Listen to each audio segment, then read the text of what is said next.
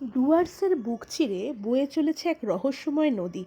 শীতকালে শান্ত, স্বচ্ছ আর নিরীহ, কিন্তু বর্ষাকাল নামলেই এই নদী হয়ে ওঠে ভীষণ ভয়ঙ্কর। এটাই সীসামারা নদী, জলদাপাড়া জঙ্গলের প্রাণ। সীসামারা নদী অবস্থিত উত্তরবঙ্গের ডুয়ার্স অঞ্চলে, জলদাপাড়া ন্যাশনাল পার্কের কাছেই।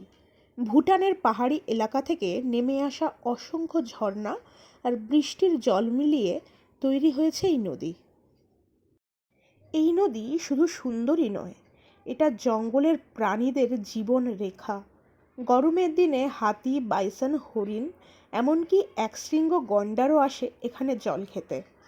ভাগ্য ভালো থাকলে নদীর ধারে দাঁড়িয়েই দেখা মিলতে পারে বুনো হাতির দলের। তবে বর্ষার সময় সীসামারার নদীর রূপ সম্পূর্ণ বদলে যায়।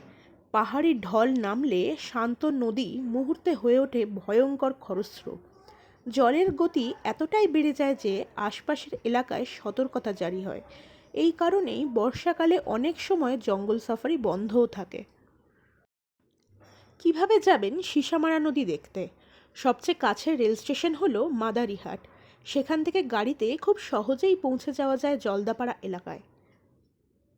আর যদি আসেন শিলিগুড়ি থেকে, তাহলে 4 থেকে 5 ঘন্টার রাস্তা। নভেম্বর থেকে ফেব্রুয়ারি এই সময়টাই এই এলাকায় ঘোরার জন্যে সবচেয়ে ভালো। যদি বা আমি গিয়েছিলাম কিন্তু মার্চ এপ্রিলেই। সীসামারা নদী শুধু একটা নদী নয়, এটা ডুয়ার্সের জঙ্গল, বন্য প্রাণ আর প্রকৃতির এক জীবন্ত গল্প। আপনি যদি প্রকৃতির সত্যিকারের সৌন্দর্য অনুভব করতে চান, তাহলে পাশের বাংলোতেই গিয়ে থাকতে পারেন। একদিকে জঙ্গল, অন্যদিকে নদী, আর মাঝখানে কটেজে আপনি।